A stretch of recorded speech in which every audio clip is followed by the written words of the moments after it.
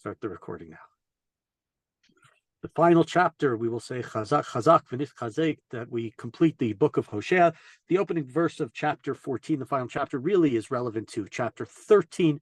This is one of these places where we see a major difference, and I'm not sure why, between the Masoretic texts where we have the pauses represented by the pes or the samach, and the way that the chapters were defined. I'm not sure why it's. I understand. I'm not sure why the last chapter doesn't end after verse 1. Let's look at verse 1.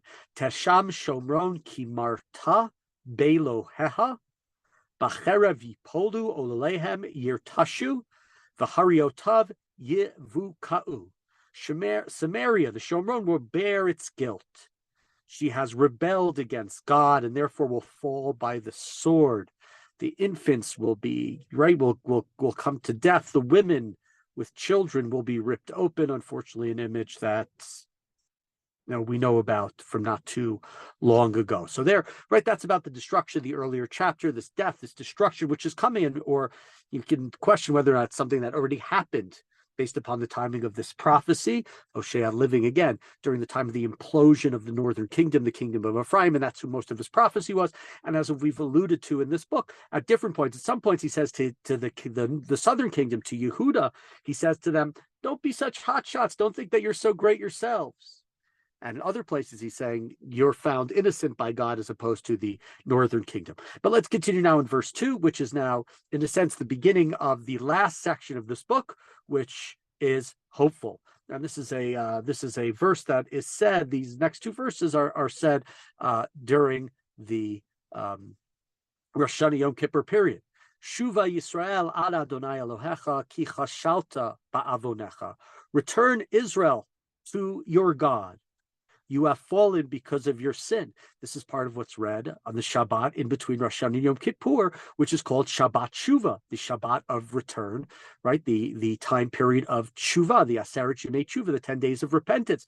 K'chu imachem devarim v'shuvu el Adonai imru elav kol tisa avon v'kach tov u'neshalma farim sifatenu. Take words with you and return to God and say, forgive all our guilt.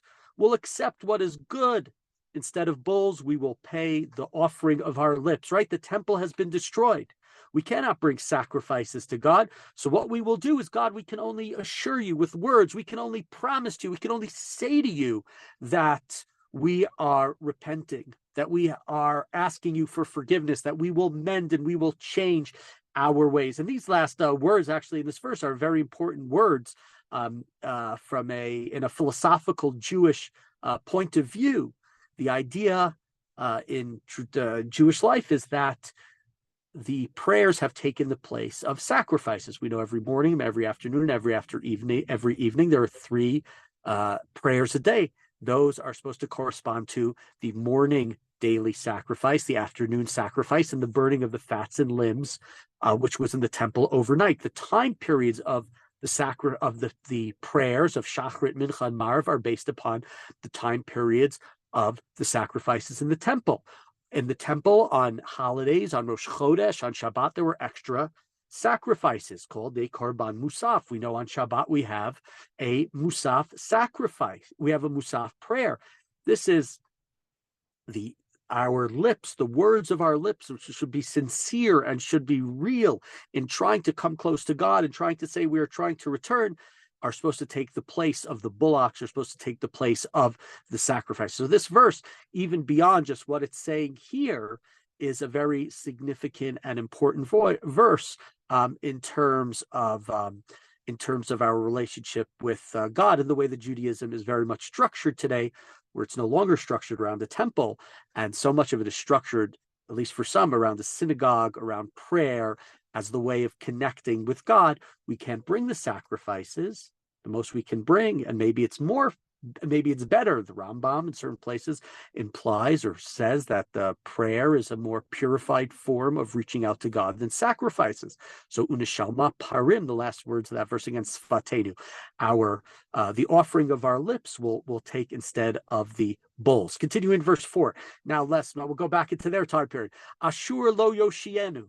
Al sus lo nirkav lo no mar od Eloheinu l'aseh yadenu asher b'cha Yerucham Yatob. Assyria will not save us. No more will we ride on their horses, nor ever again will we call our handiwork our God, since in you alone orphans find pity, right? But under the issue that was brought up in this book by Hosea and was brought up as well in his contemporary Yeshaya, don't try to make treaties with other people. Rely upon God. God is the protector of the Jewish people. And that's what this verse is saying. We know Assyria is not going to save us. We're not going to call them anymore. And our handiwork, that is the idols that were made by humans, we're not going to call them gods. The only God, the only one who can protect us, as was said in the previous chapters, the only one who's been Moshiach, who's been this to provide salvation to Israel, has been God. Erpa mishuvatam ohavim nidava kishav api mimenu. I will heal their affliction, God says. I will take them back with love, with nidava, almost like nidava is almost you're taking something that's not obligated. God says, I'll take them back, even though I'm not obligated. My anger will turn away from me. The word shav there, Bnei Yisrael are doing tshuva, returning to God. And God's shav, God's return, is to leave behind his anger. Yisrael yifrach kashoshana, v'yach shorashav kalavanon. I will be to Israel like dew. He will blossom like the lily. He will strike root like a Lebanese, like a tree. Presumably like a cedar. That's what the trees of Lebanon are. And interestingly, in the past, in this book, the word tal, referring to dew, was a reflection of Bnei Yisrael's lack of sincerity in tshuva. They say, right, we're going to be like a great rain, our return to you, God. It's going to irrigate the ground and all sorts of right, the whole garden is going to be flowered. And God says, you're not like a strong rain. You're like a tal. You're like a dew that's here 1 second, but doesn't really support the growing. You're like the cloud that comes in and disappears. Your tshuva, your return to me, will dissipate. It's nothing. It's momentary. It won't be something that lasts. But God says here that in response, no, that this tal, it will take root and it will allow, my return to you will allow for you to gain root, to be strong like a cedar tree. Continuing verse 7, Yelchu yon kotav vihi chazayid hodo v'reach lo kalvanon. Right, so your branches will spread out. The beauty will be like an olive tree, is fragrance like that of the Livanon. So right, so again, God is saying here, when you come back, your society that you're going to build, because I'm helping you, is going to be a beautiful society. Whether that's supposed to be God saying it aesthetically, and then you're supposed to do it morally, but it's going to be something that is successful. Just like a beautiful tree that you plant that actually grows, those of you who have a green thumb. Yashuvu, we're in verse 8, Yoshvei vitzilo, yichayu dagan v'yifrechu kagefen, zichro kayayin livanon. Those who sit in its shade will be revived, right? If you come within our society, our country, what we are building, it will revive you. It will bring to life grain, and it will blossom like a vine, and its scent will be like the wine of Lebanon. I don't know what's specific about the wine of Lebanon. I'm not an expert in Lebanese wine that can tell you as to why it was any better than any others. I've heard about the cedars, but not about that. Ephraim, mali od la'atzabim. Ephraim, enough with the idols, right? Ani aniti va'ashurenu.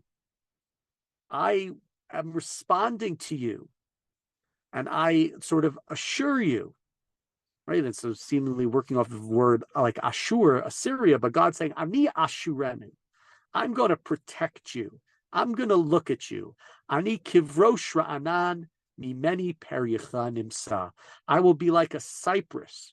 Your fruit is provided by me, right? A couple verses ago, again, it said, don't go to Ashur anymore. The Assyrians aren't going to protect you. They're not going to help you with your enemies. They're going to destroy you, or they have destroyed you. I'm the one who will assure you. I'm the one who will be there for you. I will be like a great tree that provides you with shade and provides you with like the giving tree.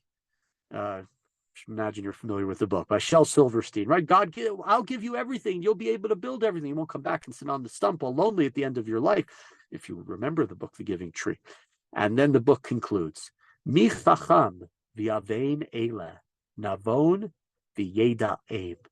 Ki yesharim darchei Adonai v'tzadikim yalchu bam ufoshim yikashlu vam. So Hosea says, seemingly summing up his whole book, he's saying, who is wise?